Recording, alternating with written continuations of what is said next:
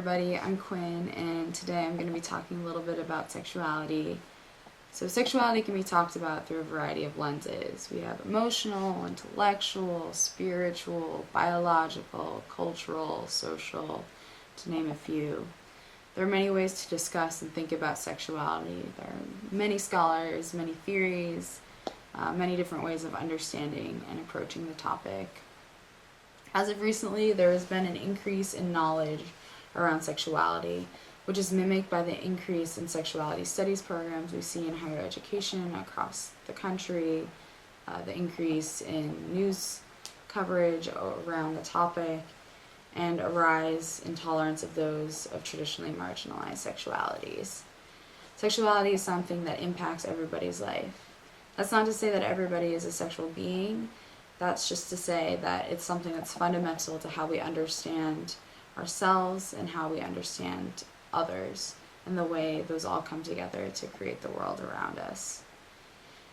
Humans are interesting in that they're one of the very few species on planet Earth that has sex and performs sexualities purely for pleasure and not just for the reproductive drive. So that's pretty cool, but also adds to the complexity that we are as human beings. So what exactly is sexuality? Human sexuality can be defined as the ways we experience, enact, perform, and feel sexual attraction. It can include whom we are attracted to, how we like to have sex, our sexual orientation, our sexual preference, our gender identities and those of our partners, the types of attractions we feel in more than just a sexual way, how we experience pleasure. The list goes on. The World Health Organization has a really great quote that says that sexuality is influenced by the interaction of biological, psychological, social, economic, political, cultural, legal, historical, religious, and spiritual factors. Thus, I think it's safe to say that sexuality is more than our physical bodies and how they interact with others. There are social meanings, emotions, ideas about intimacy, and more attached to sexuality. Those things can't necessarily be quantified or analyzed in a way that is direct. Rather, it's a variety of topics that comes together to define what exactly sexuality is. It's also something that's incredibly personal and is something that should only be defined by yourself for yourself. Sexual identities have been politicized and continue to be politicized. And we see this by some being encouraged by the state and by the society you live in, while others are suppressed and discriminated against. One way I like to think about sexuality is through the theoretical framework of Gail Rubin. In 1984, Rubin came out with an essay entitled Thinking Sex, and in it, Rubin produced something known as the charm circle. It is one way of seeing how society as a whole kind of values certain sexualities over others. The circle is broken up into two main parts.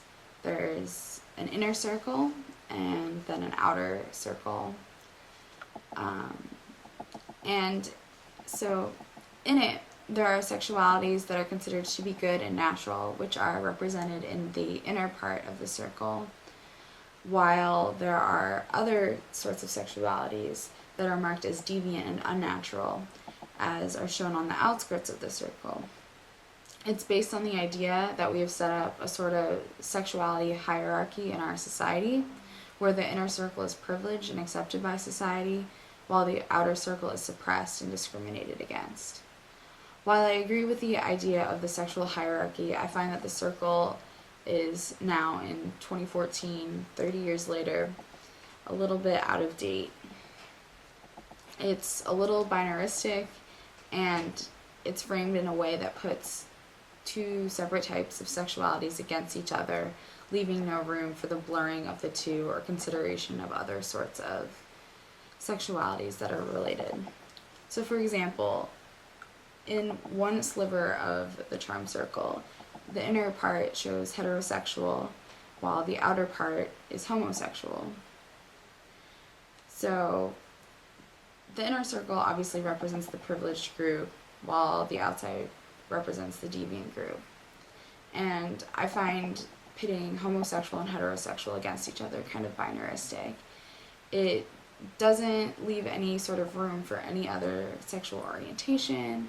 It's monosexual. It erases a lot of identities like bisexuality or polysexuality or anything that, you know, sees it as more than just a hetero-homo binary. So while the charm circle is an important theoretical framework, it could use some updating and be complicated a little bit to encompass the diverse array of sexualities that are out there. Okay, so I think my time's about up. This is my video. Please feel free to respond and comment. Please engage in dialogue. I would love to hear what you have to say. Challenge me, push me. Yeah, I'd love to hear what you all think on the topic.